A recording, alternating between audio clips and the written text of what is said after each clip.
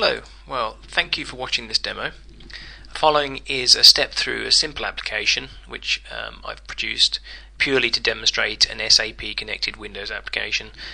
In this case the application emulates some of the functionality of the SAP transaction issue 10 and I will complement that with a second phase of development that will be adding a scheduling capability so that users can be locked and unlocked for set periods of maintenance. The technologies used are C# to build the Windows Forms application.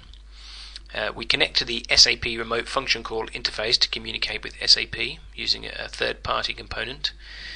We use 3 SAP standard remote function calls to transfer data and carry out locking, and scheduling will be implemented at a later date using nhibernate to store the user data in a secure file. So I shall crack on and log into them.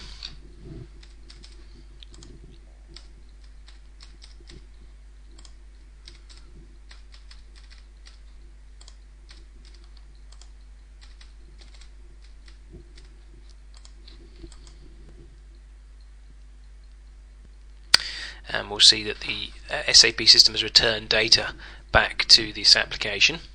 At this point I shall just step through some of the controls here. Put a control in here to do a mass lock of all users and a mass unlock of all users. I can refresh data from the SAP system. I have a sort here so that I can sort by username, sort by user type, sort by user group. And we also have 3 controls here so that I can lock by various selects. So I could, for example, lock all the demonstration users on the system.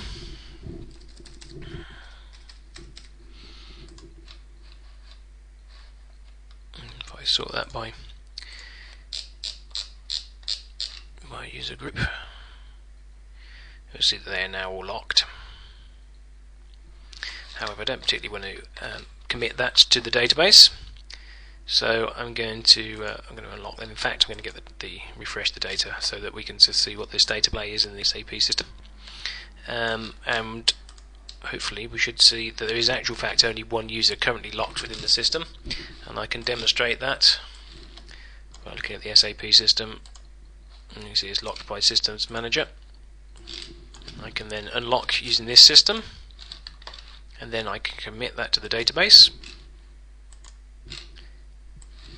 We can check that's committed by looking at the user that we see that it's no longer locked. And actually, if I can actually refresh from the database, and we can double check that it's no longer locked. So that pretty much demonstrates this simple application in action. The second phase, we use standard scheduling controls to add the ability to actually schedule user locks, any combination of user locks at a later date, which will make this quite a useful small applet.